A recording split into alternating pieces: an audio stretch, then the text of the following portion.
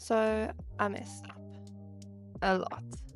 But here's the thing, you probably wouldn't even notice if I didn't tell you. This was never meant to be perfect. Art rarely is. I do want to apologize for the refocusing happening at the beginning of the video. The camera kept chasing clarity, just like I was.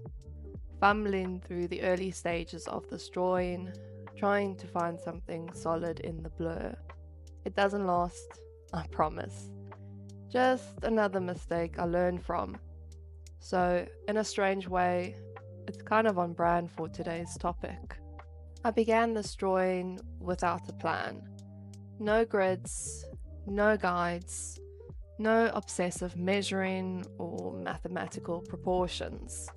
Just a blank page and a feeling. That's it. That's all it takes sometimes. I loosely sketched the outline of the skull, soft, searching lines, more suggestion than structure. I wasn't trying to get it right. I just wanted to see where it would take me. And that's when I realized things were a little off. But maybe that's the beauty of it. That slight disconnect between what you imagine and what your hands deliver. It's the gap where the unexpected lives.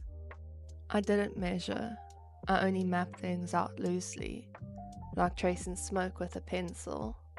The Sabretooth skull began as a whisper under my hands, a ghost of something ancient trying to return to form.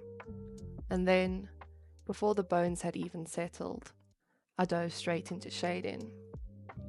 At this point, I could already see the mistakes. But here's the thing, unless you're an expert on saber-tooth skulls, or have the reference right next to you like I did, you probably wouldn't even notice. And there's something beautiful in that. Art isn't a test, it's a translation. And like any translation, it's imperfect. But sometimes the flaws add something human. The reason I dove straight into shading so quickly was mostly impatience, but also rebellion. I was tired of second guessing myself, tired of chasing perfection before even starting. I didn't want to fall into the trap of fixing and fixing until the spark died. I figured I could fix as I went, shape it in the moment, work with the mess. And honestly, I'm glad I did, because if I'd let myself obsess too early, I might have abandoned this piece before it even had a chance. And how many pieces have I done that with before? How many ideas didn't make it past the sketchbook because they weren't perfect from the start? Shading is my favorite part of drawing. To me, it's like sculpting, pulling forms out of the void, coaxing dimensions from flatness. It's where the drawing starts to feel alive, like bones slowly assembling themselves from dust and shadow. It's quiet, meditative, a kind of prayer with charcoal and graphite, a dialogue between your intentions and your instincts. Sometimes it feels less like I'm making something and more like I'm uncovering it. Like the image was always there, buried in the paper, waiting to be found. Mistakes in art are like cracks in old stone. At first, all you see is the flaw. But step back, breathe, and you'll see something else.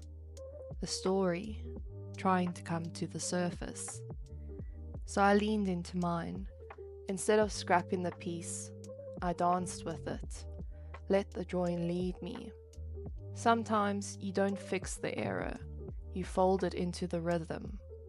You let the mistakes become part of the music. A misplaced line? Now it's texture. A lopsided shape? Now it's style. And slowly the drawing becomes something entirely on its own. The shadows swallowed my missteps. I wasn't correcting anymore. I was adapting. Somewhere along the way, the mistakes stopped feeling like mistakes. The skull might not be right, but it feels right. And isn't that what art is? Not an exact replica of reality, but an interpretation. A vision distorted through imperfect hands, filtered through mood, through memory, through instinct. The reality of art is this: it can be full of mistakes and still be art, still be meaningful, still be yours. Perfectionism, it's the quiet killer of creativity. I've spent too long chasing flawless outcomes, only to lose the joy in the process. You can't hold on to both perfection and freedom.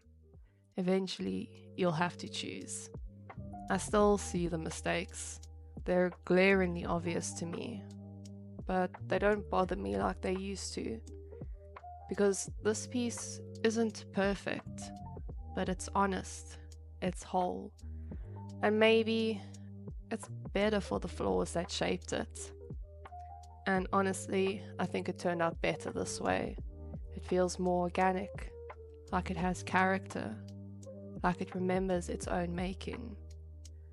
So, have you ever made a mistake in your art that somehow worked, that turned out into something better than what you had intended? Let me know in the comments. I'd love to hear your stories.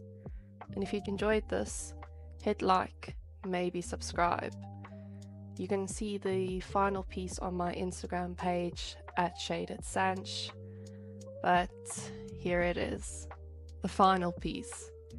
Not perfect, not precise, but something real.